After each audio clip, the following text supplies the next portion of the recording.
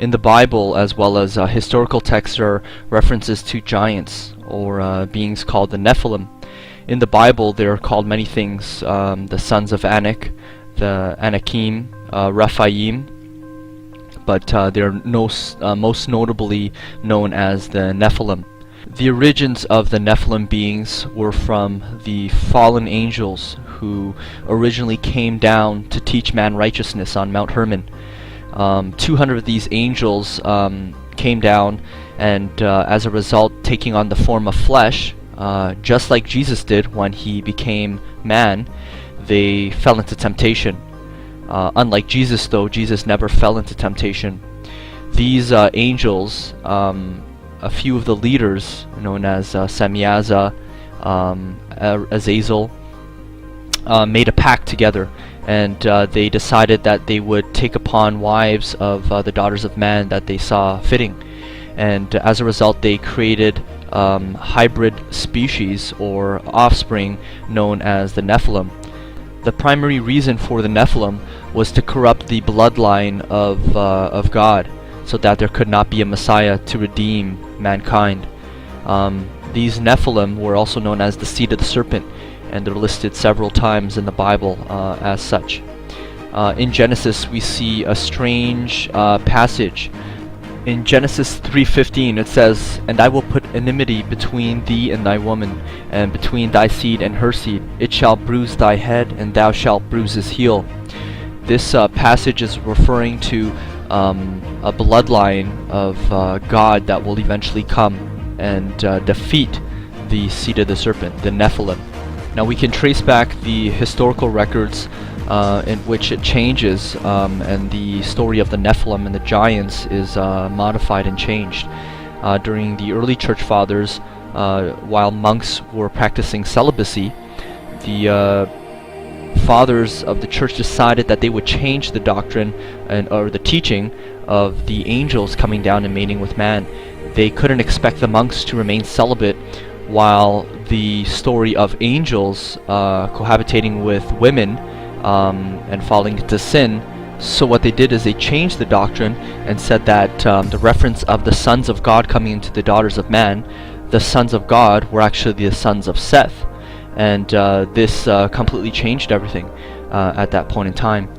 And when we look at archaeological evidence, we look at the structures in Baalbek, the land of Bashan, the Golan Heights, as well as Mount Hermon. We see all of these structures and tombs and gigantic temples that were built supposedly for kings, and I think for Nimrod as well in one of the areas. In the Baalbek area in particular, one of the most impressive sites, there are huge trilithon stones, weighing some of them over 1,000 tons.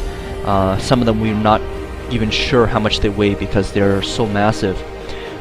They've been cut, quarried, and moved miles and miles away, and yet we don't have certain crane machinery today that are as mobile in as much to move them miles away. We have cranes now recently that can move massive amounts, but still the feat that it would take to move these stones, these massive stones, is just mind-boggling. And when you look into the Bible, the reference, one of the main references, Genesis 6:4, it says, "There were giants in the earth in those days." And also after that, when the sons of God came in unto the daughters of men, and they bare children to them, the same became mighty men, which were of old men of renown. And we have other references throughout Numbers and Deuteronomy, as well as in Samuel, about Goliath, the Philistine, the giant from Philistine. Now when we look into the history of the Bible in ancient times, one of the objections about the Bible and God is that, God is so evil. He wiped out other people that were around the Israelites. Part of the history behind that is that these people were evil, absolute evil in nature. They would offer their children up as sacrifices. They would eat them. there was just, the earth was filled with terror. And during that period of time, what you have to understand is that if you believe that there is a God and that there was a Messiah, the reason why he wiped out whole cities or neighboring peoples were that they were all evil in nature. They were the Nephilim. They were meant to corrupt the earth. And then in fact later on, God eventually sends the flood to wipe out the corruption of the Nephilim mainly. It had got so bad that only a few remainder people, Noah's family, were unblemished. But then after the flood, you have another strange thing where then again we have the Nephilim. What is believed by historians is that after the global flood, the fallen angels or other angels eventually came and fell into sin again, and basically caused another set of Nephilim. At this point in time, when David and other people eventually wipe out the Nephilim, Michael, Raphael, the and some other archangels are supposedly sent by God to round up those fallen angels, specifically the ones that came down on Mount Hermon, the 200 on there, and basically bind them in the abyss. So after that point in time, you have a complete change of what happens following.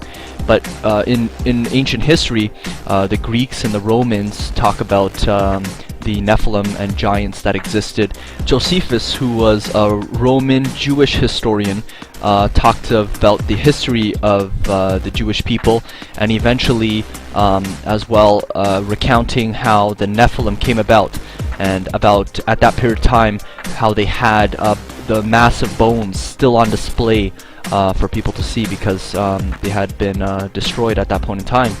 When we look around history around the world, we see other people who talk about the Nephilim.